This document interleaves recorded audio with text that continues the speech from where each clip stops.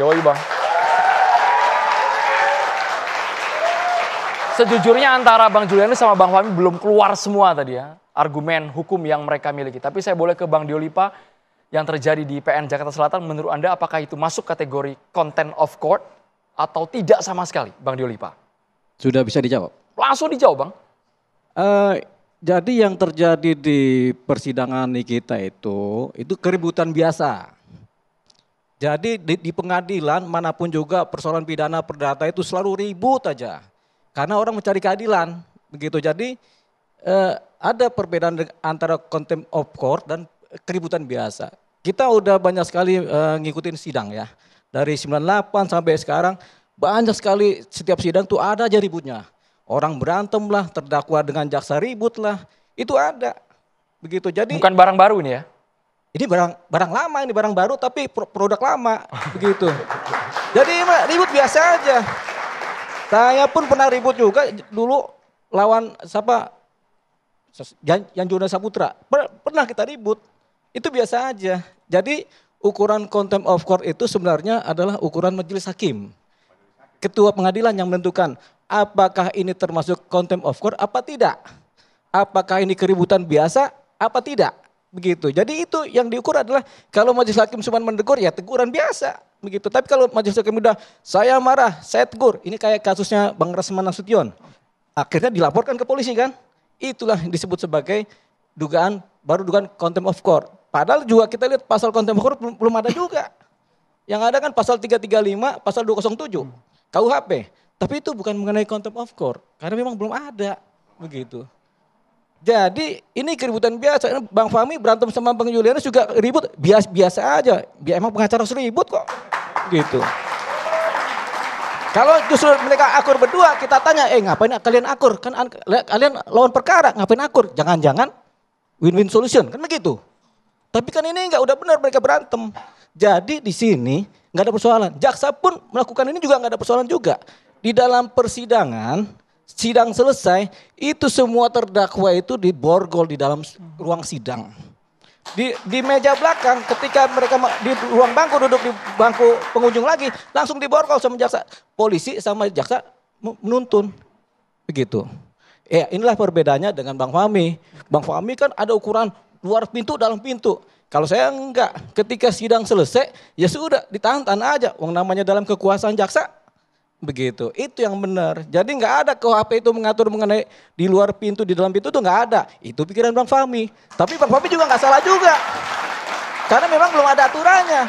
Jadi secara etik Bang Fahmi boleh mengatakan begitu. Inilah yang namanya persepsi kan. Bang Julianus pakai undang-undang. Ini pakai persoalan ruangan. Nggak ada persoalan juga. Ribut juga biasa. Jadi kalau kita bicara sekali lagi contempt of court, ukurannya bukan kita ribut di sini, bukan ribut di sidang juga, tapi ukurannya adalah bagaimana ketua majelis hakim kemudian menentukan apakah ini sudah masuk ke pelecehan apa tidak. Pasalnya mana? Ketua majelis yang akan berpikir. Jaksa juga nggak bisa. Begitu. Satu lagi mengenai rekam-rekam, itu juga biasa. Zaman sekarang semua pengacara merekam setiap apa yang terjadi di persidangan. Semua jaksa merekam. Dulu masih pakai rekaman suara. Sekarang ada visual. Direkam juga pakai visual. Apakah salah? Tidak. Kenapa? Ini akan mencari tahu. Kalau dalam suatu persidangan ada keributan atau ada orang pukul-memukul, rekaman ini kan jadi barang bukti. Ada bukti visual. Visual. Jadi itulah gunanya rekam-rekam pakai handphone. Saya juga kalau lagi sidang kan handphone saya ini. Ya kan, WA sama pacar kadang-kadang. Tapi kan kita tetap aja merekam pembicaraan itu karena penting. Pembuktian ke depannya untuk apa? Kadang untuk pledoi, kadang untuk untuk duplik kan begitu. Jadi ini nggak ada persoalan sepanjang ketua majelis kemudian tidak menentukan lain. Kalau ketua majelis menentukan, ayo ini adalah contempt of court, diputus contempt of court gitu kan. Tapi baru dugaan juga, tapi belum pernah terjadi. Karena pasal tentang contempt of court sendiri yang spesifik belum ada. Jadi ini murni keributan biasa kalau versi Bang Keributan Diolipa. biasa. Zaman dulu tuh, zaman John Kay sama grupnya Hercules berantem di dalam sidang juga terjadi itu sampai bunuh-bunuhan, ada yang mati juga. Akhirnya sidang yang dipindah ke Polres Selatan. Itu kan zaman dulu terjadi tahun 2000-an. Apakah itu contempt of court? Ya nggak bisa juga. Begitu. Semua kuncinya ada di majelis hakim. Bang Sunan Kursinya ada di majelis Bang hakim. Sunan boleh komentar Bang soal fenomena sidang Nikita Mirzani. Bang Sunan Kalijaga lu boleh Bang?